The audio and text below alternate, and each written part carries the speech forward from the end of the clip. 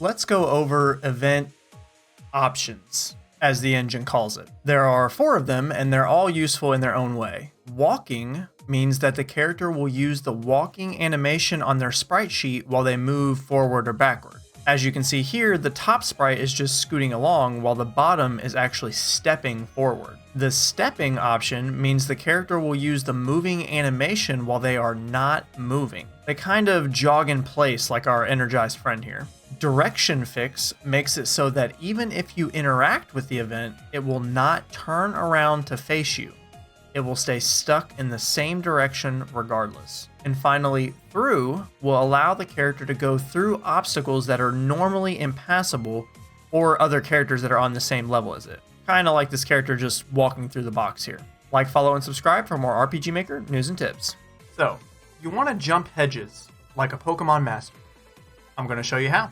Create your event on the ledge that you would like to jump over. Make sure you set priority to same as characters and trigger to player touch. Create a conditional branch. In this case, we want the player to jump down the ledge, so go to page 4, go to button, and change it to down. Make sure it's set to is being pressed. Press OK. Now all we're going to do here is we are going to create a movement route for the player. Select jump and Y +2. Press OK. And as you can see, you jump right over the ledge or hedge just like you would in a Pokemon game. Hopefully I can make this quick. We're going to be talking about event priority, and we're going to be talking about it in reference to the player and the player graphic to make it a little easier to understand. Below character means that if the event moves into the player, the event image will show up underneath the player graphic. As you can see in this example, the event graphic is going right underneath the player here. Same as characters puts the event on the same level as the player.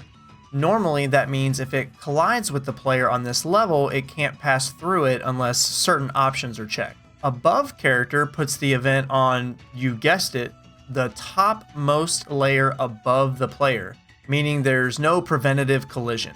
The event just goes right over you. If you all would like some more specifics on this, please let me know, but otherwise, like, follow, and subscribe for more RPG Maker news and tips. So we've gone over before how you can add things like colored text or icons to your messages when you're playing through an event.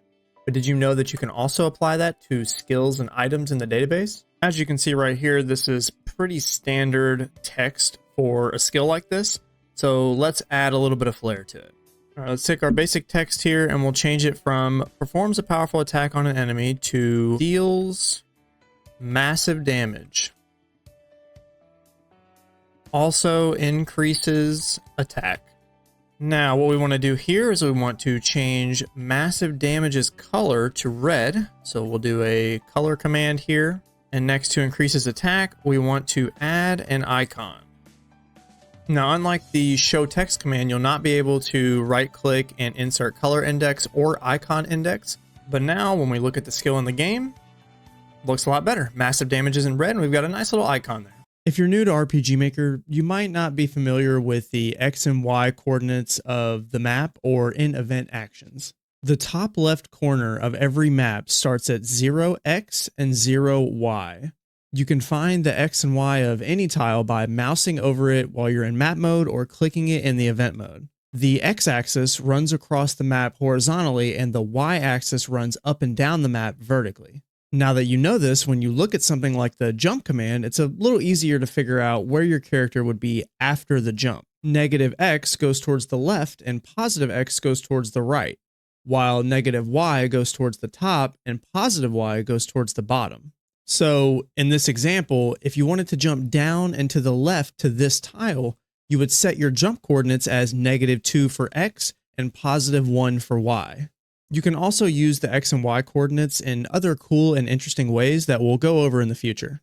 The first time that I played Final Fantasy VII, double cut was my favorite and also my most powerful materia. So let's recreate that in RPG Maker. Open the database, go to your Armors tab, create a new armor, we'll call it Double Cut Materia. We'll change the equipment type to Accessory, pick out a nice icon. I like this yellowish thing here. It looks kind of like materia actually. We're going to make sure that the armor has an armor type. We'll just click General Armor.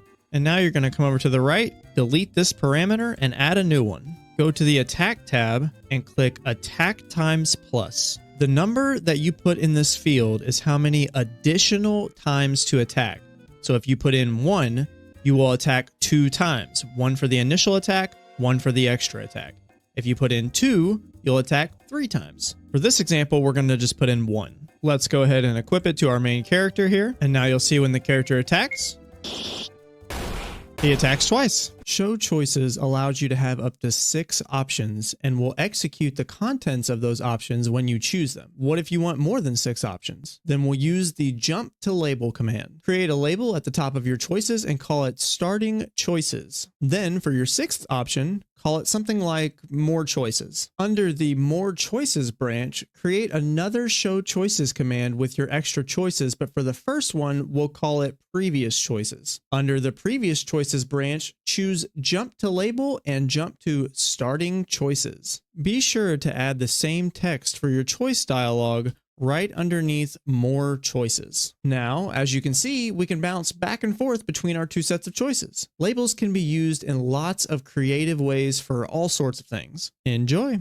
Here's a little secret that you can use to make some of your skills more interesting. You can add variables into your damage formulas for skills, similar to the way you would use it under show text. This allows for some really cool skill interactions.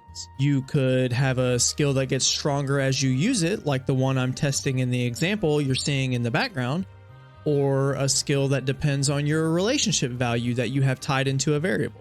The limit is only your imagination, and let me know in the comments some interactions you all have made or want to make with variables inside of damage formulas. Horn Drill was a one-hit knockout move in Pokemon Generation 1 that had a 30% chance to instantly defeat an opponent.